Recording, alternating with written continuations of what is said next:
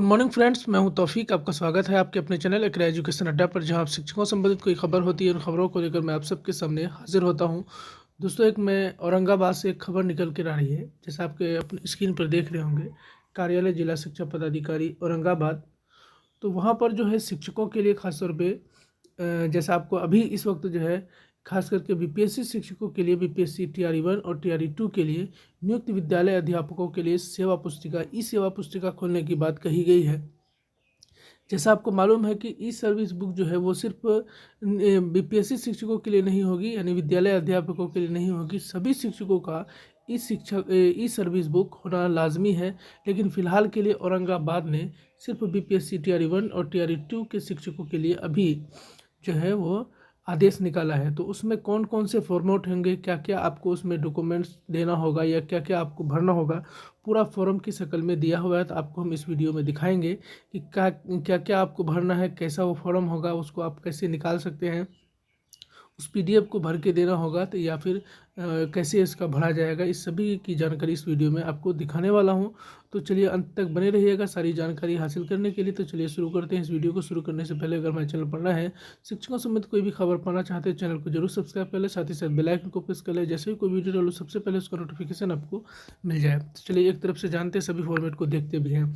अपर मुख्य सचिव शिक्षा विभाग पटना के पत्रांक 109 दिनांक 24/10/2024 द्वारा ई सर्विस बुक खोलने हेतु निर्देशित किया गया। इस सर्विस बुक में कार्मिकों के संपूर्ण सेवाकाल की संबंधित जानकारी, उसके बाद आपके इसमें जो जानकारी दी जाएगी कौन कौन सी सेवाकाल के संबंधित सभी जानकारी, शैक्षणिक और प्रशैक्षणिक योग्यता, अवकाश इत्यादि की बायोमेट्रिक संधारित किया जाना है।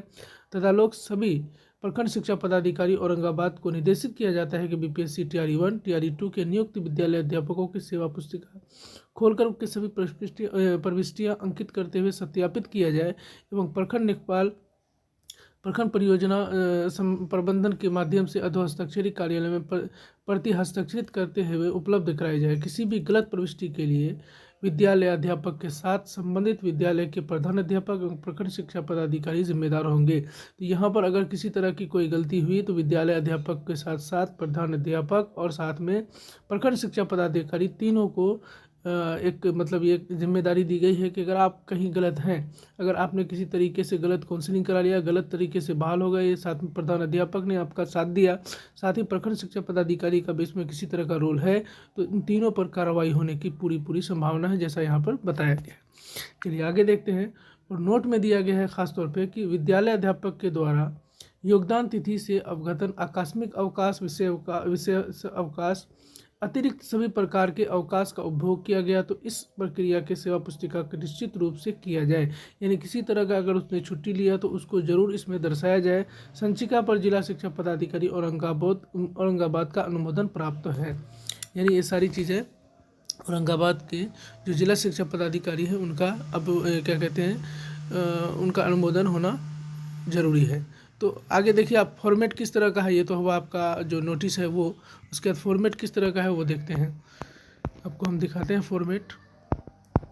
सबसे पहले देखिए ये फॉर्मेट, इसमें क्या क्या माना जाएगा। सबसे पहला जो फॉर्म है फॉर्म नंबर 2, इसमें जो है परिवार का विवरण माना जाएगा, डिटेल ऑफ फैमिली, सरकारी कर्मचारी का नाम, कर्मचारी का कोड, उसके बाद पद नाम क्या है, जन्म तिथि क्या है, यहाँ पर आप देख पा रहे होंगे पद नाम, जन्म तिथि, विषय नियुक्ति का तारीख।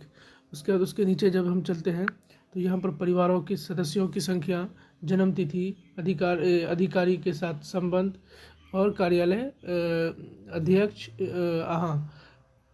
कार्यालय कौन सा है, still of head of office, उसके बाद अभियुक्ति। यहाँ पर परिवार का पूरा डिटेल आपको देना है इस फॉर्मेट में। उसके बाद नीचे एतद द्वारा वचन देता हूँ कि उपयुक्त विवरण किसी प्रकार के जोड़ने या कमी करने के मामले में कार्यालय अध्यक्ष सूचित करूँगा। यानी अगर आप इसमें कुछ जोड़ेंगे या घटाएंगे तो बाद में आपको इसकी सूचना देनी पड़ेगी। तो मतलब आपके फैमिली के बारे में सबसे पहले डॉक्यूमेंट मांगा जाएगा, उसके बारे में पूछा जाएगा तो आपको उसका जवाब सही बताना है। अगला फॉर्मेट जो है वो किस चीज़ की जानकारी ले रहा है, तो यहाँ देखिए सबसे पहले कार्यालय प्रमुख द्वारा भराने के लिए, यानी कार्यालय के द्वारा भरा जाएगा, ये आपको नहीं भरना है। ये सारी चीज़ें उनकी जानकारी वो उनको कार्यालय को देना है। तो भरा जाएगा सब कुछ वहाँ सामने ही, लेकिन ये सारी चीज़ें डिटेल्स आपसे मांगी जाएगी। उसके बाद अगला जो फॉर्म है उसमें है किन किन चीज़ों को मांगा जाएगा। तो सेवा निवृत्त उत्पादन या मृत्यु उत्पादन के लिए नामांकन, यानी अगर आपके साथ कोई सरकारी कर्मचारी जिसके परिवार नहीं है और उसके द्वारा किसी का सदस्य या अधिक सदस्यों के नामजद करने के मामले में भरा जाएगा। यानी अगर मान लीजिए कि अगर आप मर गए तो आपका ये परिवार का सदस्य आपका नॉमिनी होगा, उसके अलावा अगर कोई आदमी होना चाहे करना चाहेंगे तो आप उसको भी दे सकते हैं। ये सारी चीज़ें इसमें दर्शाई गई हैं और एक एक पॉइंट को क्लियर करके बताया गया है। तो ये यहाँ पर गवाहों के भी हस्ताक्षर होने हैं। अगला जो फॉर्म है वो किस चीज़ की मांग कर रहा है तो ये देखते हैं। ये भी कार्यालय द्वारा भरा जाएगा। कार्यालय द्वारा जारी नामांकन फॉर्म करने की रसीद का प्रारूप, ये सारी चीज़ें रसीद होंगी जिसके द्वारा कार्यालय इसको ये करेगा, नोटिस करेगा, यानी कार्यालय ही इसको ये करेगा। चलिए अगर देखें कि आपसे और क्या मांगा जाएगा तो यहाँ पर है कि सेवानिवृत्त मुद्दों पर नामांकन, यानी इसमें अलग अलग तरह के नामांकन किए जाएंगे। आपसे ये सारी चीज़ें पूछी जाएंगी।